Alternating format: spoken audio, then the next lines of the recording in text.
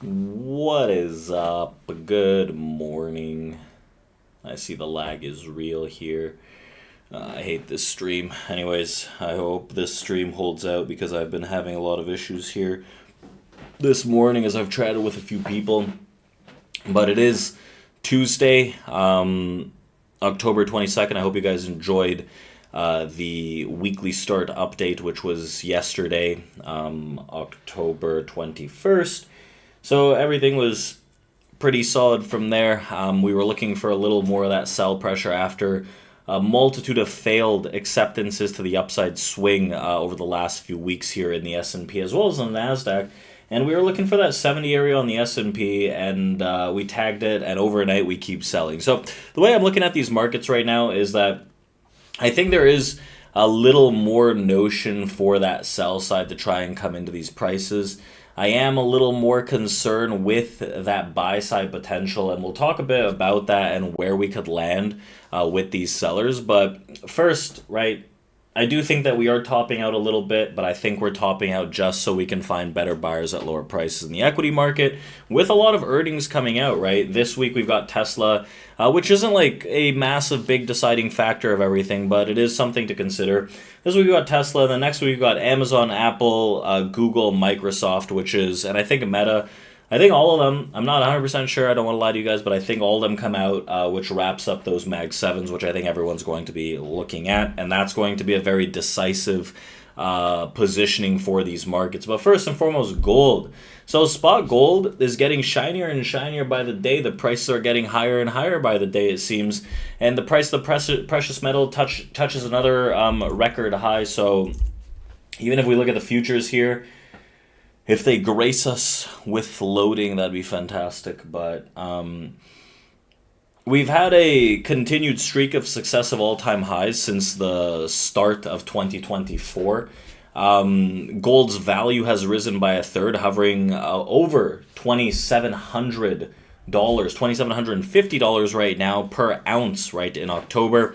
And the simmering tensions in the Middle East and uncertainty over the upcoming presidential election in the U.S. have increased the demand for the safe haven, right? Inflation fears as well. And 2024 gains have come to fruition after years of lackluster performance over the past decade.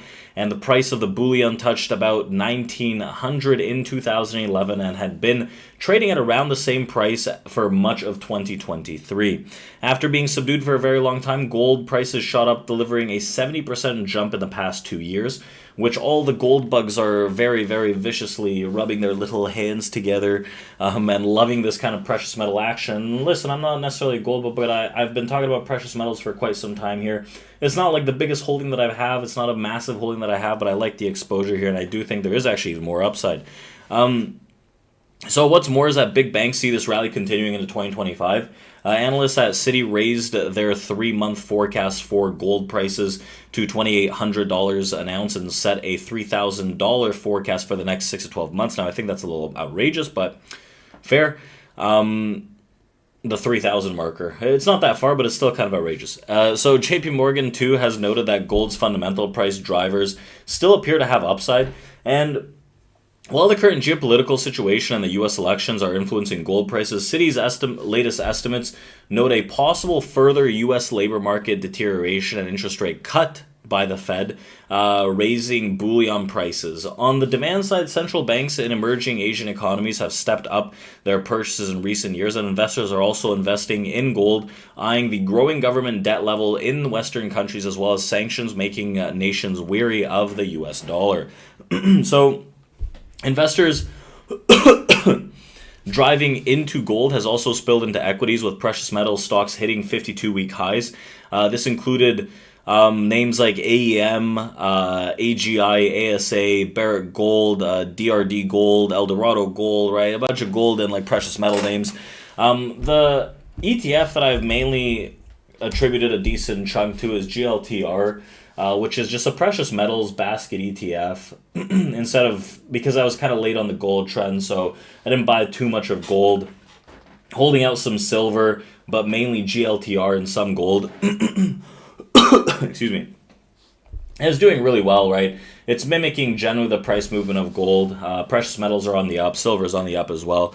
So rising costs for mining companies have also been a key driver as to why mining stocks have underperformed in comparison to the precious metals market, something to understand. So when you're looking at this, you're like, oh, well, why are my mining stocks not going up? Why are my miners going to shit? Well, prices in comparison to actually just like investing in the spot prices or the precious metals themselves, there's a very big difference. Now, I do think that miners have some decent upside, but I think that comes a little later down the line as precious metals continue their increase. So those costs have to be underway by the rally in the precious metal prices. Now, the big thing, sell. Sell, sell, sell. Markets to sell. I think that we have topped up recently, right? I think that markets have topped out recently. I think that there is the potential to find some kind of pull back in these markets, not too deep, but mainly in the S&P. We'll see naturally how that progresses with NASDAQ overall, and the tech side of things, mainly with earnings.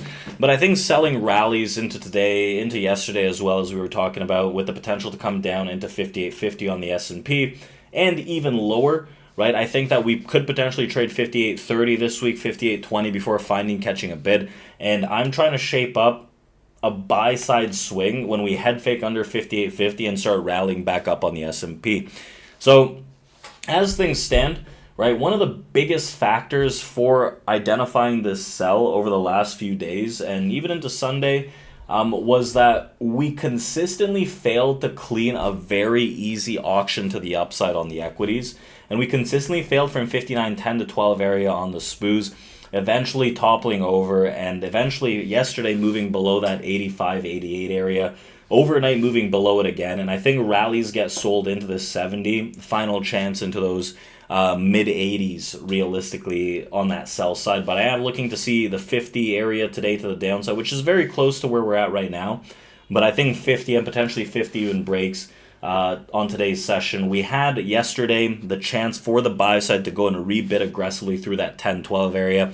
They just couldn't do it on the S&P, and that's what's going to bring out that kind of sell pressure. So I think better buyers are positioned at lower prices, at 50, at 35, and at 20. Those three spots I'm going to be looking to see where the buyers look the strongest for some kind of turning point. So that's what I got for today's session.